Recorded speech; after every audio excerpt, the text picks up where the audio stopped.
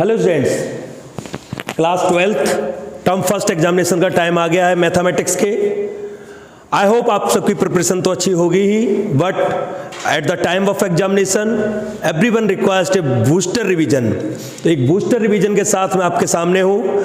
हम unit wise revise कराएंगे चीज़ों को, स्पेशल कॉन्सेप्ट, उनकी कुछ ज़रूरी बातें। बहुत ज़्यादा डिटेल में तो नहीं जा पाऊंगा, क्योंकि अगर बहुत ज़्यादा डिटेल में जाने की अगर हमने कोशिश की तो फिर वीडियो की लेंथ और नंबर ऑफ क्वेश्चंस को कट करना पड़ेगा। तो उन बातों को ध्यान में रखते हुए कुछ ज़रूरी बातें यूनिट के बारे में बताकर फिर कुछ क्वेश्चंस भी हम आपको यूनिट वाइज कराएंगे, ठीक है। तो सबसे पहले हम बात करेंगे रिलेशन एंड फंक्शन की। रिलेशन एंड फंक्शन में भी सबसे पहले मैं बात करूंगा रिलेशन की। कॉपी पेन साथ रखिए जिससे कि जरूरी पॉइंट को आप नोट डाउन कर सकें, ठीक है। सबसे पहली बात यही आती है कि रिलेशन पेयर, रिलेशन है क्या, व्हाट इज रिलेशन, ठीक है। तो relation is a ordered pair. सबसे पहले एक शब्द आता है यहां पर ऑर्डर्ड पेयर। और ऑर्डर्ड पेयर किसका, जब हम किसी एक सेट को या तो खुद उसी के साथ या किसी एक दूसरे सेट के साथ कनेक्ट करते हैं, तो इस तरीके की सिचुएशन को एक नाम देते हैं कार्टेशियन प्रोडक्ट, ठीक है। कार्टेशियन प्रोडक्ट जो होता है कैसे काम करता है एक बार देख लेते हैं। अगर सेट में एलिमेंट है 1 2 3 और सेट बी में एलिमेंट है ए बी, तो अगर कोई कार्टेशियन प्रोडक्ट की बात करेगा तो कार्टेशियन प्रोडक्ट में एलिमेंट आएंगे 1 A 1 B 2 A 2 B 3 A and 3 B. That means each element of every element of set A connect with every element of set B. तो यहां पर अगर मैं कहूं m एलिमेंट है, यहां पर n एलिमेंट है, तो कार्टेशियन प्रोडक्ट में कभी भी कोई आपसे डायरेक्टली भी पूछे नंबर ऑफ एलिमेंट, आप जवाब देंगे m into n, यानी mn एलिमेंट होंगे। जैसे इसमें 3 एलिमेंट थे, यहाँ पे 2 थे, तो 3 2 जा 6, 1 2 3 4 5 6। आप इसको मैपिंग से भी समझ सकते हैं। मैपिंग से कैसे, अगर 1 2 3 सेट ए में एलिमेंट है, सेट बी में एलिमेंट ए और बी है, सेट ए को प्रत्येक एलिमेंट से कनेक्ट कर देंगे, सेट ए के प्रत्येक एलिमेंट को सेट बी के एलिमेंट प्रत्येक एलिमेंट से कनेक्ट कर देंगे, तो ये हमारा बोला जाएगा Cartesian product A cross B, ठीक है। यहां पर एक बात और बता दूं मैं आपको कि B cross A and A cross B both are different things, दोनों ही डिफरेंट थिंग्स है। रीजन, जब हम A क्रॉस B की बात कर रहे हैं तो दैट मींस सेट A के एलिमेंट डोमेन होंगे, सेट B के एलिमेंट रेंज होंगी। लेकिन जब हम B क्रॉस A की बात करेंगे तो सेट B के एलिमेंट डोमेन होंगे, सेट A के एलिमेंट रेंज होंगी। यानी कि एलिमेंट तो 6 ही आएंगे, बट कैसे आएंगे, A, 1 B, 1 A, 2 B, 2 A, 3 B, 3। यानी जब B क्रॉस A करेंगे तो पूरा स्टोरी बदल जाएगी। जो डोमेन है वो रेंज बन जाएंगे, जो रेंज है वो डोमेन बन जाएंगे। अब लौटकर आते हैं अपने टॉपिक पर, रिलेशन पर। What is relation? Relation is the subset of A cross B।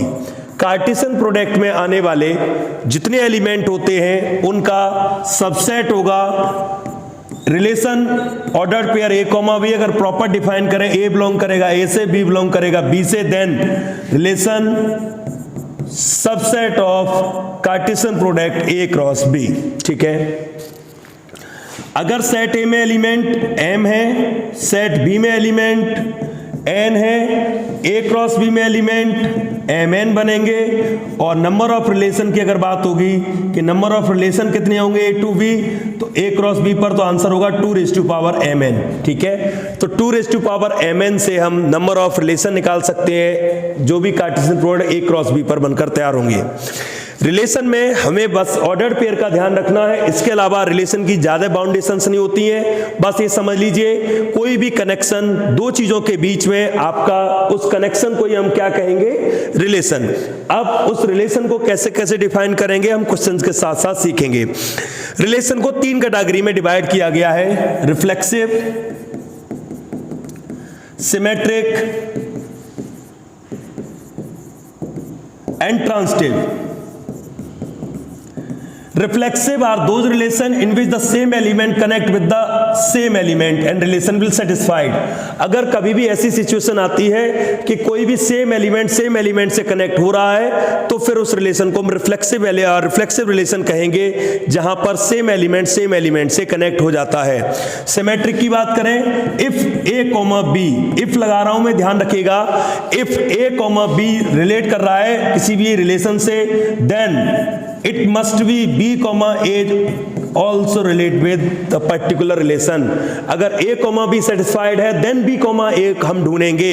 ये बात अच्छे से ध्यान रखिएगा। सिमेट्री में पहला जो रिलेशन होगा इट मस्ट बी ट्रू, फिर हम दूसरा चेक करेंगे, अगर वो भी ट्रू है, दूसरा चेक करने का सेंस ये है कि ऑर्डर्ड पेयर को चेंज करेंगे, ए कॉमा बी है तो हम बी कॉमा ए करके चेक करेंगे, अगर वो भी ट्रू जाता है तब हम उस रिलेशन को कहेंगे सिमेट्रिक रिलेशन। तीसरी category transitive. In case of transitive A comma B relate करेगा किसी रिलेशन से, then B comma C also relate with same relation, and then ये दोनों कंडीशनल हैं, ये गिवन में होने चाहिए या ये पर्टिकुलर फिट बैठने चाहिए। देन हमें ये चेक करना होगा क्या ए कॉमा सी भी उस रिलेशन को फॉलो करेगा। अगर ए कॉमा सी उस रिलेशन को फॉलो कर रहा है उस कंडीशन में it will B transitive relation. तो तीनों कैटेगरी दिमाग में हमेशा होनी चाहिए। यहां पर एक चीज मैं क्लियर कर दूं कि अगर किसी सेट में एलिमेंट है 1 2 3, ठीक है, और उसमें केवल लिखा है कि 1,2 कैसा रिलेशन होगा, तो नोटिस करिएगा इस तरीके से सिंगल एलिमेंट अगर कोई दिया है कि 1,2 कैसा रिलेशन होगा, तो 1,2 के बारे में आप इतनी बात समझ लीजिए कि 1,2 रिफ्लेक्सिव नहीं होगा। रिफ्लेक्सिव क्यों नहीं होगा?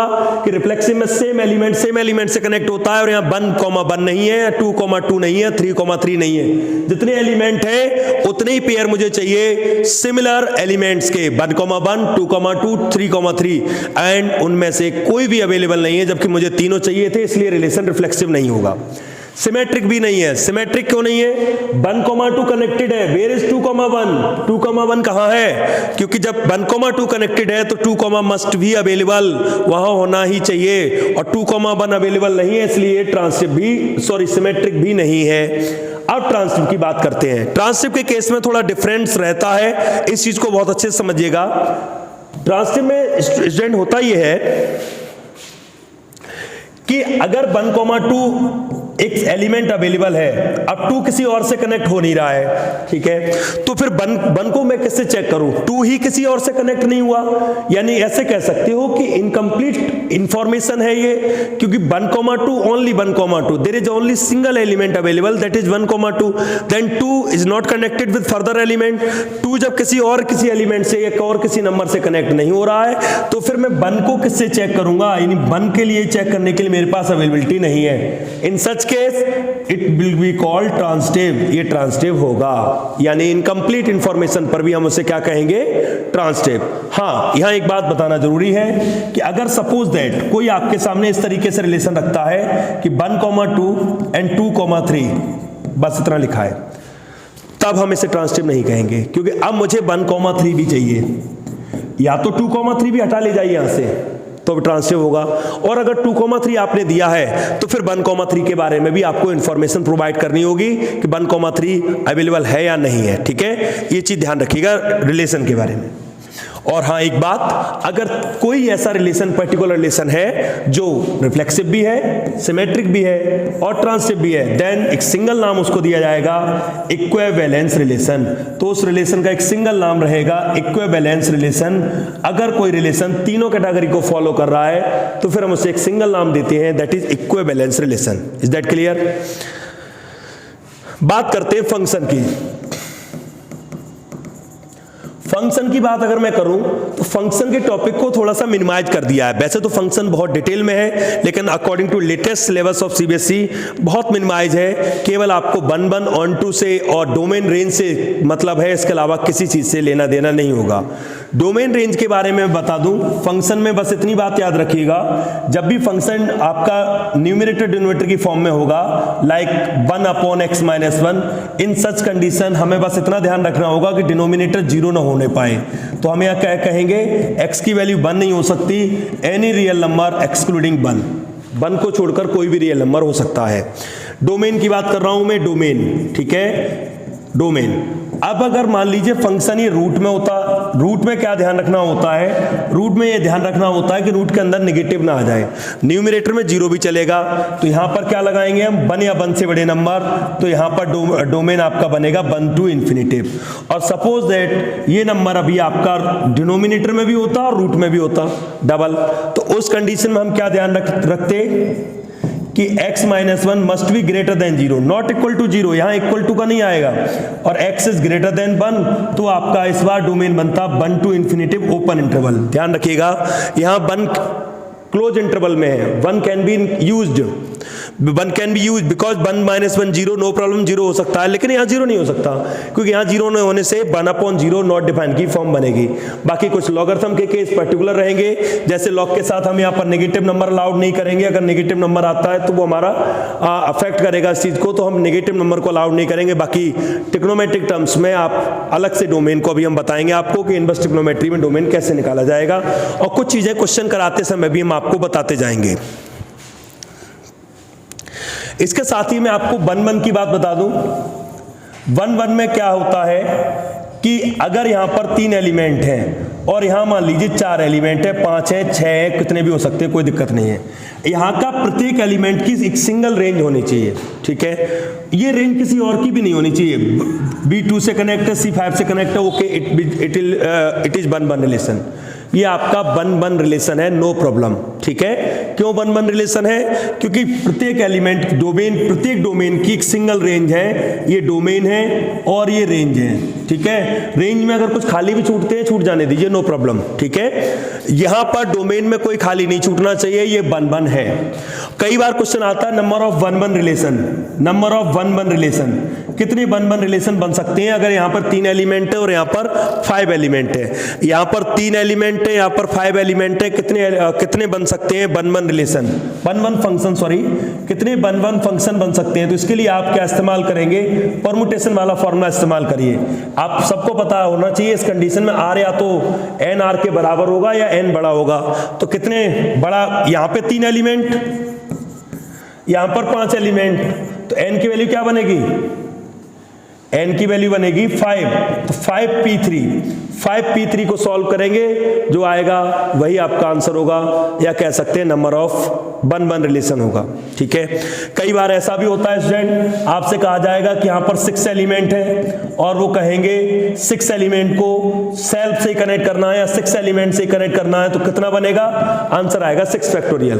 कोई कहता n नंबर है, n कितने 1 रिलेशन बन सकते हैं, तो आंसर हो जाएगा n फैक्टोरियल। लेकिन एक बात मैं यहां पर क्लियर कर दूं कि कभी अगर स्टोरी में ऐसा आता है कि यहां पर एलिमेंट है 1 2 3 4 और यहां एलिमेंट है A B C only, how many numbers of 1 relation, आप आंसर बोलेंगे नॉट पॉसिबल, कोई भी डज नॉट एग्जिस्ट, यहां पर आंसर डज नॉट एग्जिस्ट में जाएगा। रीजन सुनिए, यहां पर 4 एलिमेंट, हम 1 रिलेशन सेट ही नहीं कर पा रहे, क्यों नहीं सेट कर पा रहे, 3 एलिमेंट 3 रेंज को कवर कर लेंगे, 4 के लिए रेंज नहीं मिल रही है, और जब यहां पर अगर कोई डोमेन खाली छूटता है फिर वो फंक्शन ही नहीं होता। 1 तो बहुत दूर की बात है, ठीक है, 1 तो एक अगला स्टेप है। अगर यहां पर कोई डोमेन अगर ब्लैंक छूट रहा है, उसकी कोई रेंज अवेलेबल नहीं है, तो फिर हम उसे फंक्शन ही नहीं कहेंगे। हाँ, 4 इन्हीं में से किसी से कनेक्ट हो सकता है, तब ये फंक्शन तो हो सकता है, लेकिन फिर 1 नहीं रहा, बात तो ये भी है। तो इस चीज को अच्छे से समझकर हमें काम करना होगा। ऑन टू की बात करते हैं। ऑन टू के बारे में 2 बातें याद रखनी होंगी कि जो भी फंक्शन की हमें डोमेन और रेंज दिया जाएगा, मान लीजिए यहां रियल टू रियल दिया है, ऑन टू का मतलब इनवर्स फंक्शन है, ऐसे समझिए। जो फंक्शन इन्वर्टिबल है, यानी कि रिवर्स करने पर भी इस पर्टिकुलर रेंज पर वो डिफाइन कर रहा है, तो वो ऑन टू होगा। इसके साथ ही साथ यहां पर कोई एलिमेंट खाली नहीं छूटना चाहिए। अगर यहां पर कोई एलिमेंट खाली छूट गया रेंज में, तब भी वो ऑन टू नहीं हो सकता, ठीक है। कोई आपसे इस क्वेश्चन में पूछे कि नंबर ऑफ 1 फंक्शन, तो आपने इस फॉर्मूले से निकाल दोगे, ठीक है, n factorial upon n minus r factorial लगाकर। क्या आप इसमें ऑन टू रिलेशन बता सकते हैं कितने होंगे, आंसर होगा onto relation can not be possible, क्योंकि यहां पर 6 खाली छूट रहा है, और जब हम इसको रिवर्स करेंगे तो हमें 6 की रेंज अवेलेबल नहीं होगी, इसलिए ऑन टू रिलेशन यहां पर पॉसिबल नहीं होगा, ठीक है। अब रेंज का भी ध्यान रखना है और फिर एफ इनवर्स का भी ध्यान रखना है। आइए स्टूडेंट, अब कुछ क्वेश्चंस करते हैं हम लोग रिलेशन फंक्शन के, फिर हम आपको इनवर्स ट्रिग्नोमेट्रिक फंक्शन के भी कुछ रूल बताएंगे और कुछ जरूरत की चीजें हम क्वेश्चन कराते कराते आपको बताते जाएंगे। देखिए पहला क्वेश्चन है आपके सामने, let R be the relation on set N, define A equal B minus 2 and B is greater than 6, b is greater than 6। आपके सामने कई बार एक क्वेश्चन आया होगा, बस इसमें क्या ध्यान रखना है कि दोनों नंबर्स का डिफरेंस जो है वो -2 होना चाहिए और b 6 से बड़ा होना चाहिए। तो आप देखेंगे यहां पर स्टूडेंट कि ये रिलेशन आपका यहां पर फॉलो हो रहा है और यहां पर फॉलो हो रहा है, दो जगह फॉलो हो रहा है। अब देख लीजिए, a में से b को माइनस करें -2 आएगा, a में से b को माइनस करें -2 आएगा।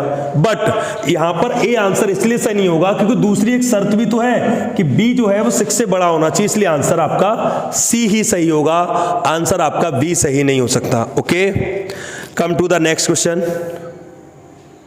देखिए सेकेंड क्वेश्चन क्या है, which of the following is not equivalence relation. अब मैं आपको बता दूं, जैसे a प्लस बी एक इवन नंबर है, a प्लस बी एक इवन नंबर है, इस तरीके के जितने रिलेशन होते हैं बच्चों ये हमेशा इक्विवेलेंस होंगे, क्योंकि इवन नंबर का मतलब क्या है, डिविजिबल बाई 2।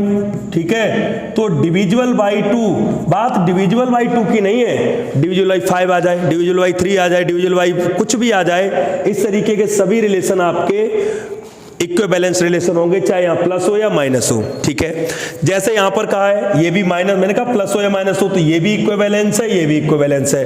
क्यों? सेम नंबर पर फॉलो करेगा, कोई भी दो नंबर सेम जोड़कर देख लीजिए, इंटीजर्स की बात हो रही है, ध्यान रखना यहां पर इंटीजर पर। ठीक है, इंटीजर की बात हो रही है, कोई भी दो इंटीजर हम प्लस करके देखेंगे रिजल्ट कैसा आएगा, इवन नंबर आएगा। कोई भी सेम इंटीजर माइनस करके देखेंगे रिजल्ट कैसा आएगा, इवन नंबर आएगा, यानी रिफ्लेक्सिव है। ठीक है, से 3 और 5 का टोटल, 3 और 5 का टोटल अगर इवन नंबर है तो 5 और 3 का टोटल भी इवन नंबर होगा, तो ये सारे रिलेशन फॉलो करेंगे। ठीक है, a इक्वल b भी सभी रिलेशन फॉलो करेगा, a इक्वल b यानी 2 नंबर, तो a इक्वल a के होगा यानी रिफ्लेक्सिव है, 7 इक्वल 7 है तो फिर रिवर्स कर लो तब भी होगा, यानी कि केवल एक ऐसा रिलेशन ये है जो तीनों को फॉलो नहीं करेगा, इसलिए यहां पर आंसर C होगा। ठीक है, C is the correct answer, और रीजन है ये इक्विवेलेंस की सभी प्रॉपर्टीज को फॉलो नहीं करेगा। ठीक है,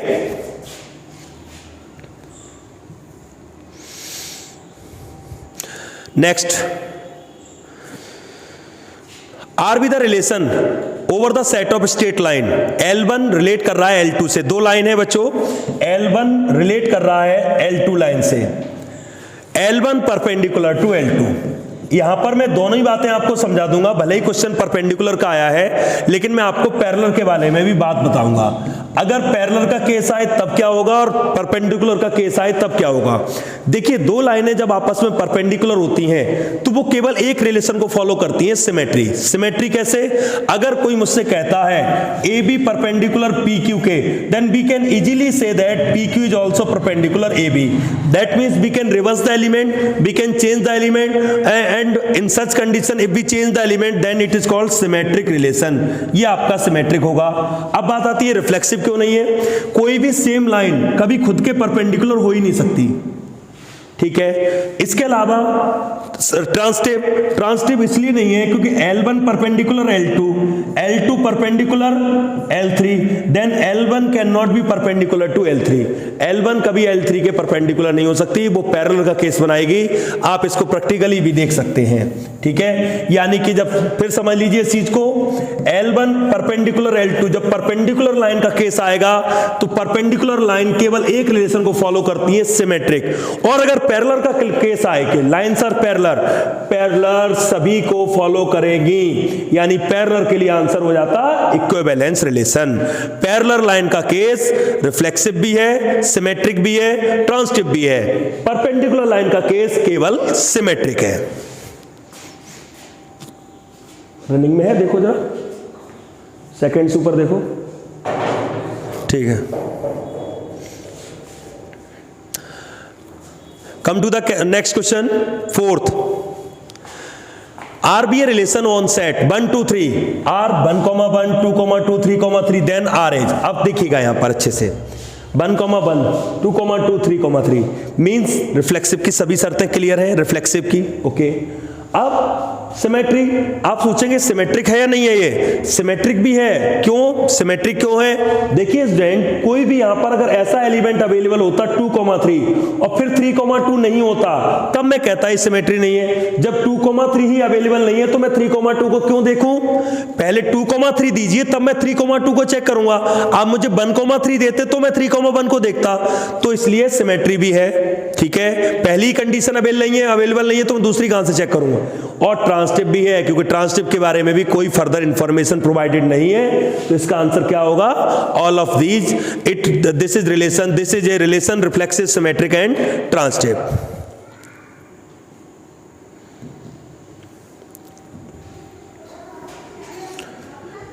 देखिए students, find the this function is 1 1 on 2। इसके बारे में पूछा गया है, फंक्शन कैसा होगा 1 1 on 2। देखिए स्टूडेंट, 1 1 के लिए एक बात बताई गई है आपको, अगर चेक करना है तो ऐसे चेक करने का तरीका बताया गया है कि आप x/x1 रखिए, सामने उसी फंक्शन को बाई में लिख लीजिए। चलिए क्रॉस मल्टीप्लाई करते हैं, तो आप देखेंगे क्रॉस मल्टीप्लाई करने के बाद आपका बनेगा ये xy plus X equal X Y plus Y, और आप देखेंगे कि सॉल्व करने पर क्या आ रहा है? x equal Y. जब x इक्वल वाई आ रहा है, इसका मतलब कंफर्मली ये क्या है?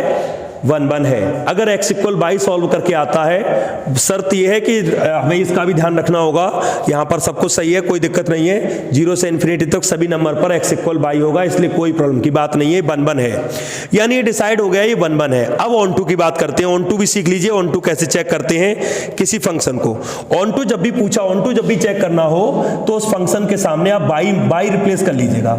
मीन्स x/x+1 के सामने बाई। अंतर है, यहां पर fy रखना, fy का मतलब है उसी फंक्शन को बाई में लिखना, यहां नॉर्मल बाई लिखना, दोनों बातों में अंतर है। मल्टीप्लाई करेंगे xy plus by equal x के टर्म एक तरफ इकट्ठे करिए, तो xy minus x equal minus by, x common ले लेंगे, by minus 1 equal by minus का, या x इक्वल कह लीजिए बाई अपॉन 1 माइनस का by.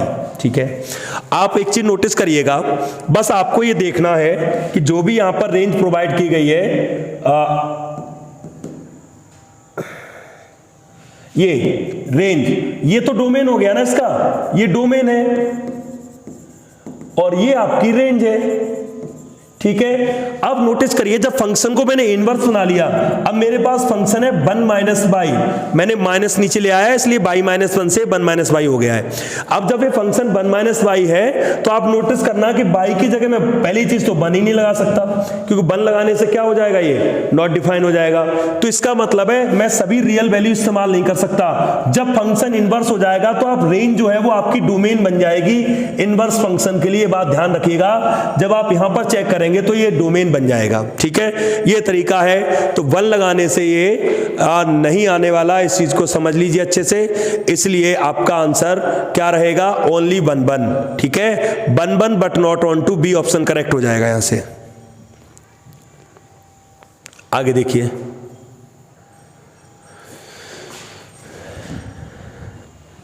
If the function 2 to infinity defined then B is okay. समझिए इस चीज को, ये थोड़ा डिफरेंट तरीके से क्वेश्चन पूछा है। क्वेश्चन ये है कि fx इक्वल एक फंक्शन है x² माइनस 4x प्लस 5। ठीक है, हमसे पूछा है कि ये फंक्शन आपका डिफाइंड है और बाइजेक्टिव है। बाइजेक्टिव का मीन्स ये होता है कि फंक्शन 1 1 भी है और फंक्शन ऑन टू भी है, तभी उसका नाम बाइजेक्टिव होता है। जब फंक्शन वो 1 1 ऑन टू दोनों होता है तब हम उसे बाइजेक्टिव बोलते हैं।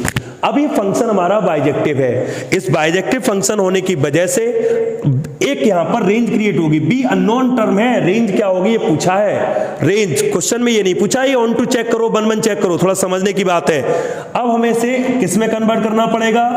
एफ इनवर्स स्टाइल में। एफ इनवर्स स्टाइल में लाने के लिए हम इसके सामने बाई रखेंगे।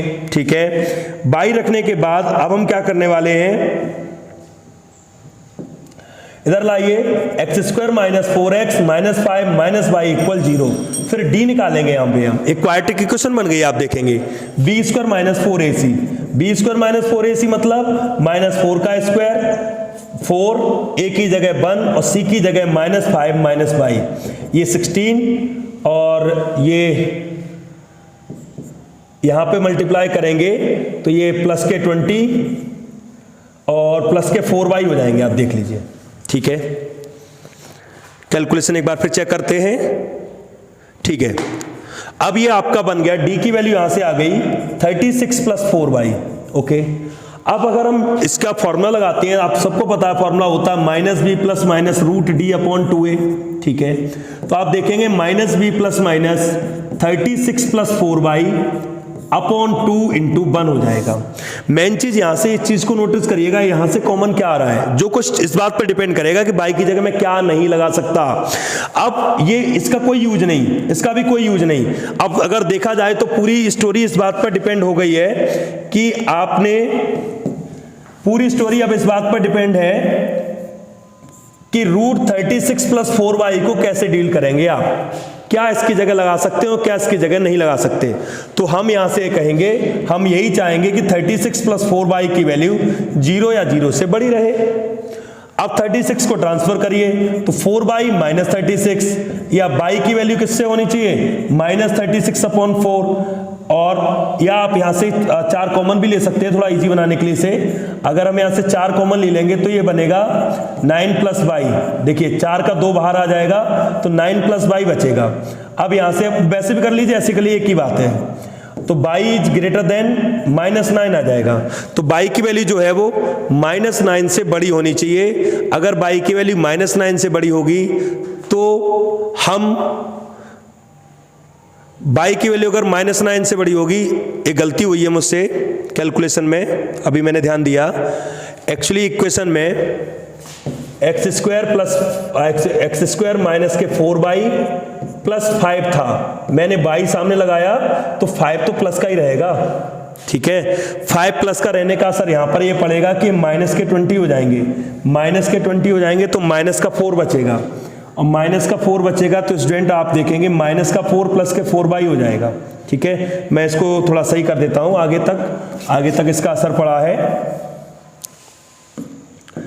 तो ये अब अंदर आ जाएगा आपका, 4 कॉमन ले लेंगे तो y माइनस 1, तो 4 तो बाहर आ जाएंगे, रूट के अंदर y माइनस 1 बनेगा। और हम क्या चाहेंगे, इसकी वैल्यू 1 या 1 से बड़ी रहे, 0 या 0 से बड़ी रहे। तो आंसर क्या आ जाएगा, y इज ग्रेटर देन और इक्वल टू 1। तो सही आंसर आ गया 1 कॉमा इन्फिनेटिव। देखिए स्टूडेंट एमसीक्यू का एक फायदा ये भी होता है कि मुझसे थोड़ी गलती हो गई और मुझसे यहाँ पर गलती से -5 लग गया। -5 लगते ही मैंने पूरा सॉल्व कर रहा था बिल्कुल सही, और मेरा इंटरवल आ रहा था 9 टू इन्फिनेटिव, -9 टू इन्फिनेटिव। फिर मैंने देखा कि मेरा कोई ऑप्शन ही नहीं मैच कर रहा, फिर मैंने रीचेक किया कि कहीं मुझसे गलती हुई है। जब कोई ऑप्शन नहीं मैच कर रहा, ये बात मुझे बहुत अच्छे से पता है कि रियल नंबर आंसर नहीं हो सकता, कि जब रूट में कोई चीज आती है तो सारे नंबर नहीं लगा सकते, कोई ना कोई बाउंडेशन जरूर होगी। फिर मैं रीचेक किया तो पता चला कि यहाँ पर मैं गलती से यहाँ पर माइनस लगा गया था, जबकि प्लस ही 5 होगा वहां पर। ये प्लस का साइन यहाँ पर है, वो गलती इसलिए हुई क्योंकि यहाँ प्लस यहाँ है, 5 उधर लिखा है। तो फिर मैंने जब इसको सही किया तो क्या आ रहा result, y is greater then और इक्वल टू 1, यानी सही आंसर आपका क्या होगा, बी। चलिए, थोड़ा समय लगा इस क्वेश्चन में कैलकुलेशन मिस्टेक होने की वजह से। आइए आगे देखिए। अब यहां से कुछ क्वेश्चंस आपके इनवर्स ट्रिग्नोमेट्री हो रहे हैं शुरू, लेकिन फिलहाल मैं ये करा लूं, उसके बाद इनवर्स ट्रिग्नोमेट्री डील करूंगा। देखिए, the function R2R define by, ये फंक्शन दिया है, या तो चाहे आप सिंगल डिजिट बना लीजिए इसे तीनों का मल्टीप्लाई करके, और तीनों का मल्टीप्लाई करिए न करिए का आइडिया तो लगा ही लीजिए कि कैसा आएगा, क्यूबिक पॉलिनोमियल आएगा। ठीक है, 3 अगर x है तो क्यूबिक पॉलिनोमियल आएगा। पहला सवाल तो ये क्या ये 1 1 होगा, जवाब है नहीं होगा। आप कोई भी इसके लिए ऑप्शन मत चुनिए, सीधा एक चीज सोचिए, 1 2 3 तीनों लगाने से आंसर 0 ही आएगा। देखिए आप 1 लगाऊंगा फिर भी 0 हो जाएगा पूरा, 2 लगाऊंगा फिर भी पूरा 0 हो जाएगा, 3 लगाऊंगा फिर भी पूरा 0 हो जाएगा। दैट मीन्स क्या हुआ, 1 1 नहीं है, क्योंकि 3 डोमेन एक सिंगल रेंज, 1 1 नहीं है। और क्यूबिक पॉलिनोमियल जितने होते हैं वो रिवर्स करने पर एग्जिस्ट करते ही है रियल नंबर पर। ठीक है, क्योंकि माइनस के नंबर का क्यू रूट हो जाता है, माइनस के नंबर का स्क्वायर रूट नहीं होता। इसका मतलब ऑन टू तो होगा ही, मैं चेक नहीं कर रहा हूं, ऑन टू तो होगा ही, बस 1 1 का मुझे पता चल गया कि 1 1 नहीं है। तो सही आंसर होगा आपका onto but not 1 1। Onto तो होगा लेकिन ये 1 1 नहीं है, और 1 1 क्यों नहीं है आपके सामने जवाब है।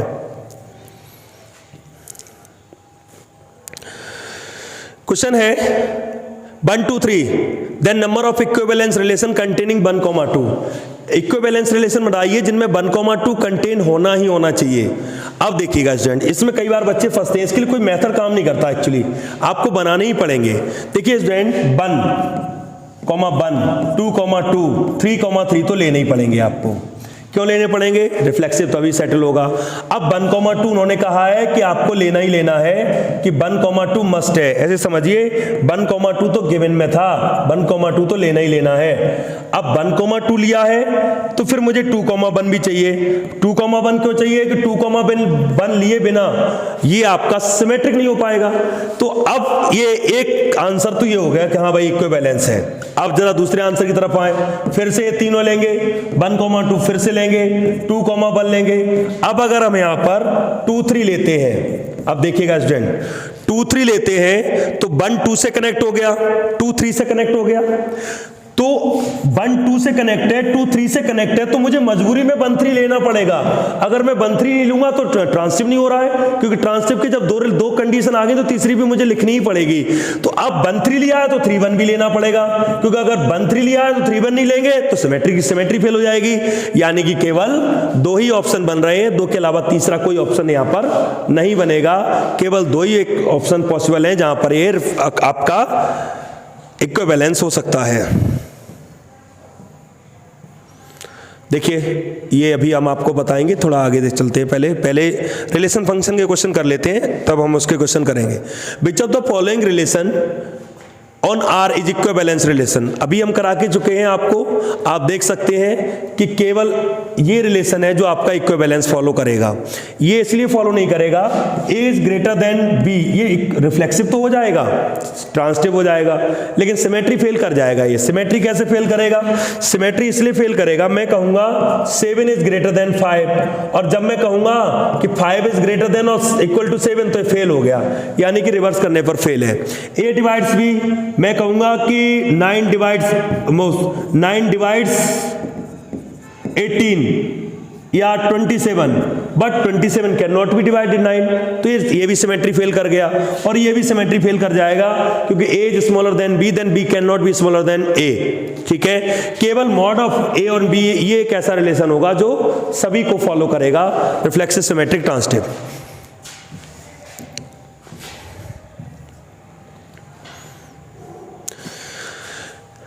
ए कंटेन 5 एलिमेंट, सेट ए कंटेन, अभी आपको बता के चुके थे, बड़े आसानी से बता सकते हो, लेकिन आप देखिएगा स्टूडेंट सेट ए में 5 एलिमेंट हैं। आप इस चीज को ऐसे समझिए, सेट ए में 5, 1, 2, 3, 4, 5, सेट बी में element 6, 1, 2, 3, 4, 5, 6। Okay, find the number of 1, 1 and onto mapping.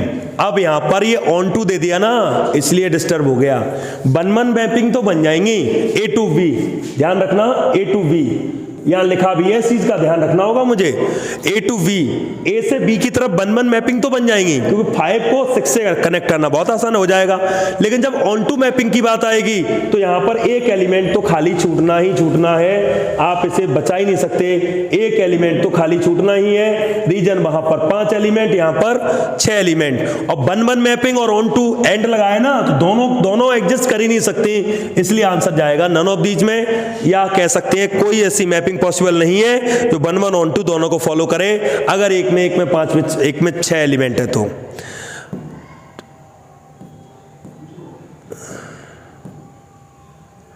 आइए इसको और देख लेते हैं, फिर पीछे जो रिलेशन इनवर्स ट्रिग्नोमेट्रिक क्वेश्चन है उन्हें मैं दोबारा से एक्सप्लेन करूंगा।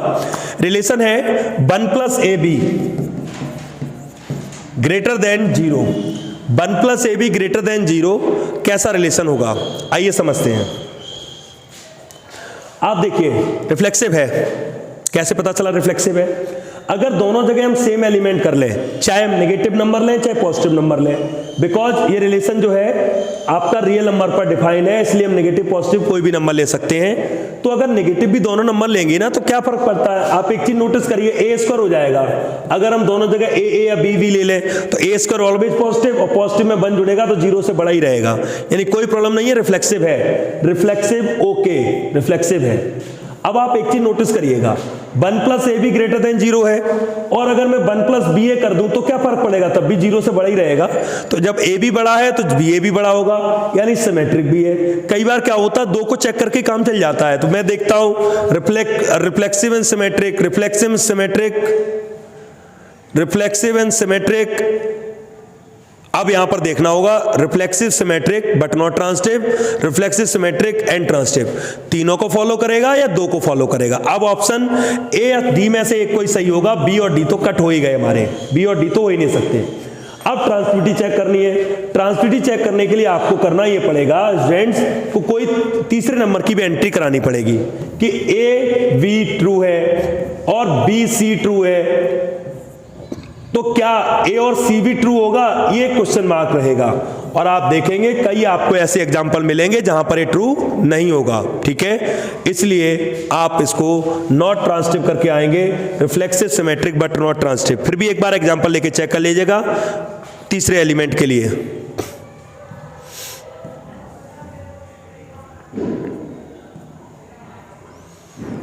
चलिए अब क्वेश्चन हमारे शुरू हो गए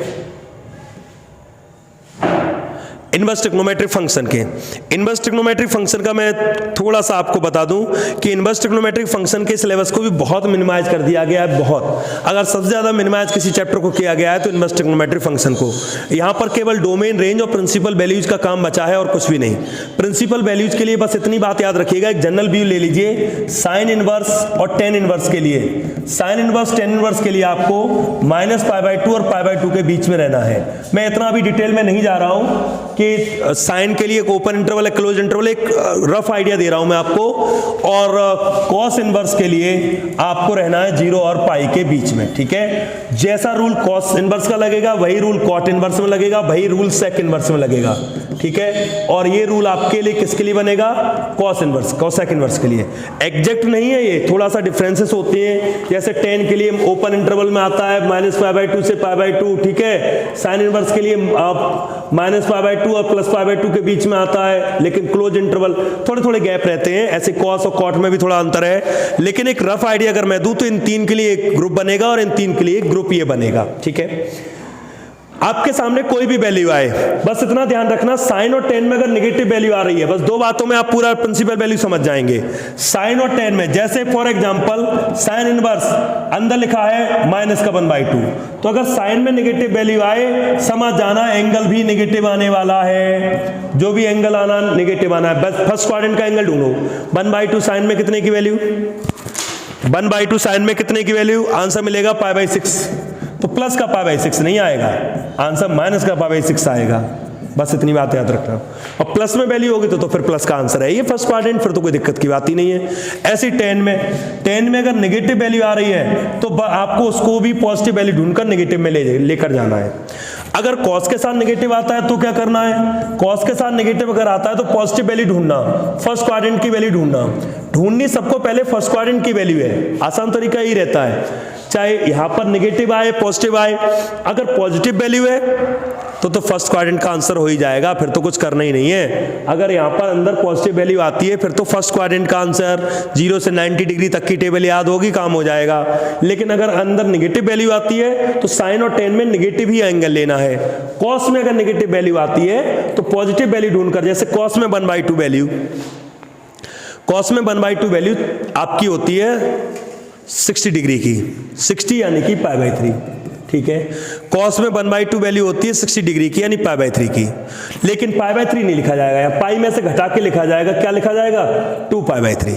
बस इस बात का ध्यान रखना होगा कि हमें उसी प्रिंसिपल ब्रांच में आने के लिए हमें ये थोड़ा एडजस्टमेंट करने पड़ते हैं, और हमें यहाँ पर cos पाई माइनस π/3 या डायरेक्ट भी लिख सकते हो, अब कोई मेथड का कोई इशू तो है ही नहीं। तो ये आपका cos 2π/3 आ जाएगा और आपका आंसर बन जाएगा 2π/3, ठीक है।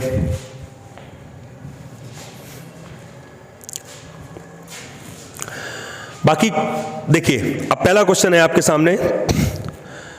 10, एक चीज समझना, आपको बहुत जल्दी समझ में आ जाएगा। ये 10 इनवर्स प्लस का 1 है, नो प्रॉब्लम, फिर तो कुछ सोचना ही नहीं है, फर्स्ट क्वाड्रेंट का एंगल लगाना है।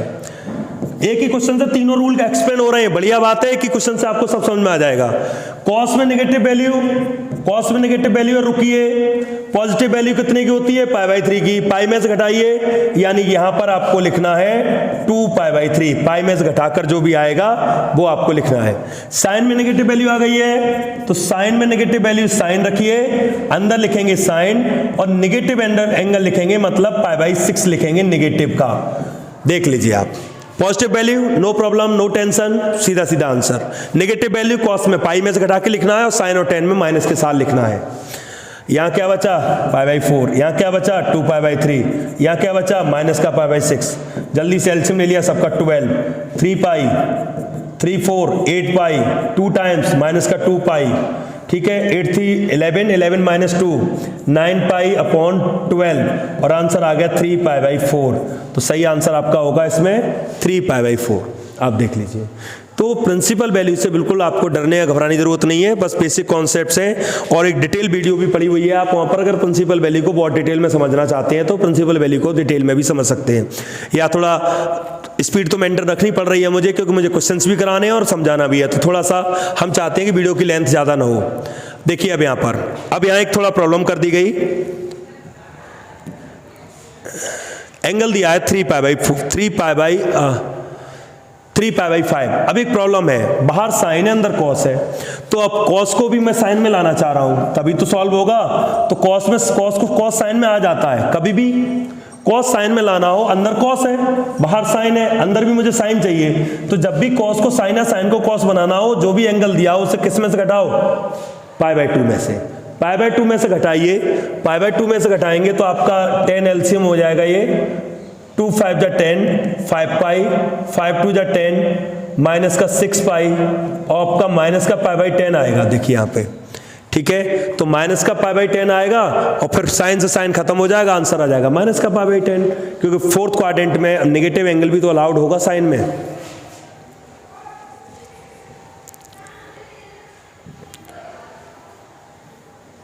इसे देखिए 7π/6, तो सबसे पहले हमें 7π/6 की वैल्यू देखनी पड़ेगी। 7π/6 आप नोटिस करिए पाई से बाहर जा रहा है, पाई से बाहर जा रहा है। कैसे पता चला कि अगर हम कॉस इनवर्स रखते हैं तो आप नोटिस करेंगे कॉस, इसको हम पाई प्लस π/6 लिख सकते हैं, यानी पाई से बाहर है, इसलिए कॉस से कॉस कट करके 7π आंसर कभी मत दे आना। आप सोचे कॉस से कॉस कट गया, ऐसे नहीं होता, कॉस से कॉस हटेगा तो, बट उसके लिए जरूरी है इसका इस इंटरवल में बीच में होना, 0 से पाई के बीच में होना।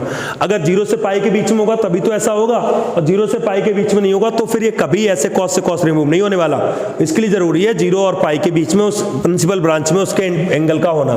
अब कॉस इनवर्स रहेगा, कॉस में तो माइनस आता है, तो माइनस कॉस π/6 हो जाएगा ये, ठीक है। अब देखिएगा कॉस इनवर्स रहेगा, कॉस π/6 की वैल्यू, कॉस π/6 की वैल्यू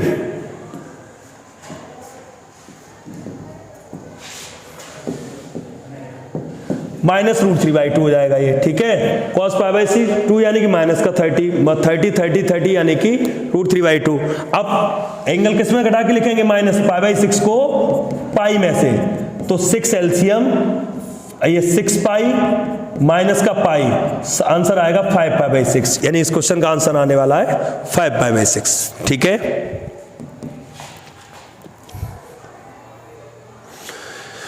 3π/4, अब 3π/4 आप देखेंगे 135 डिग्री है और 10 में हो नहीं सकता, लेकिन 10 में वैल्यू कितनी की होती है, -1 की। अब आप खुद से देखिए 10 में वैल्यू -1 की है, तो 10 में वैल्यू -1 की होने की वजह से आपका आंसर क्या आ जाएगा यहाँ पे, जब यहाँ -1 लगाएंगे तो ये बनेगा 10 इनवर्स -1, और -1 10 में π/4 की, माइनस होने की वजह से आंसर क्या आएगा, माइनस का π/4।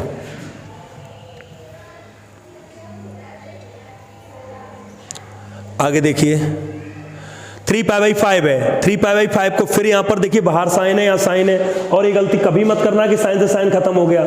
ये देखिए स्टूडेंट, एक चीज को हमेशा ध्यान रखिएगा कि जो इंटरवल हमें प्रोवाइडेड किए गए, क्या उसके बीच में एंगल है, ये उसके बीच में एंगल नहीं है तो हम ये कैसे कभी गलती कर नहीं सकते। हम साइन से साइन हटेगा तो उसके लिए जरूरी है इसका इसके बीच में होना, -π/2 और π/2 के बीच में होना, ठीक है। अगर हम देखेंगे 3π/8 को, ये 3π/8 बच्चों आपका 108 डिग्री है, और 108 डिग्री होने की वजह से ये आपका ऐसे नहीं होने वाला सॉल्व। तो इसके लिए क्या करेंगे, इसके लिए हम इसकी वैल्यू को निकालेंगे पाई में से घटाकर। ठीक है, कैसे? अगर हम साइन को पाई माइनस 2π/5 लिख दें, आप नोटिस करिएगा लॉट का 3π/5 भी तो आएगा, और साइन 2π/5 बन जाएगा, तो सही आंसर क्या आएगा? 2π/5।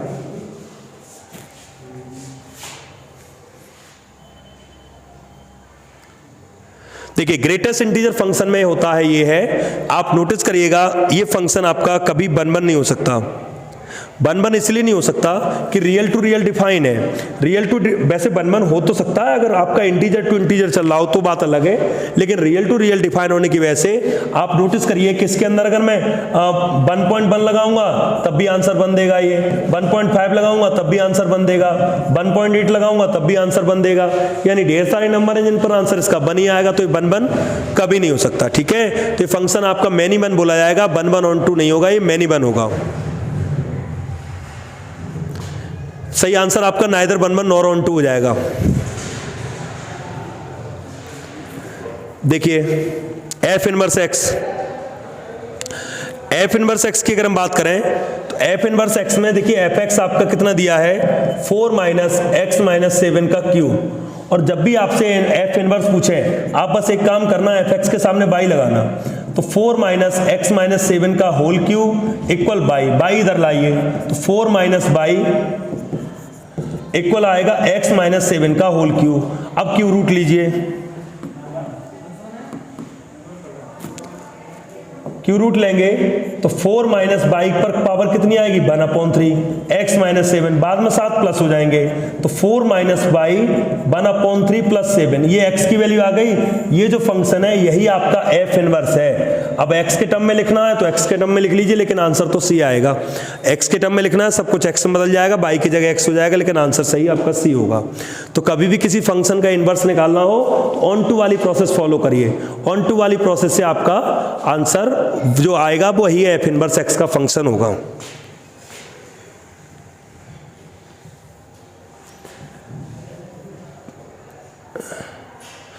देखिए यहां पर क्या करना होगा, यहां थोड़ा दिमाग लगाइएगा।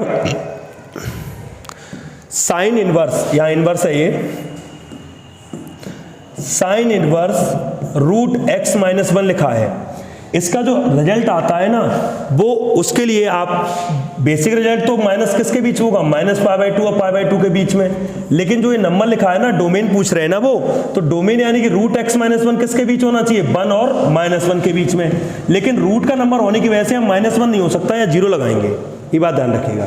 स्क्वायरिंग ऑन बोथ साइड करेंगे 0 0 रहेगा, लेकिन यहां पर आपका 1 हो जाएगा, 1 जोड़ेंगे तो इधर 0 + 1 आएगा और इधर आपका 1 + 1 हो जाएगा, यानी कि 1 और x इधर हो जाएगा 2।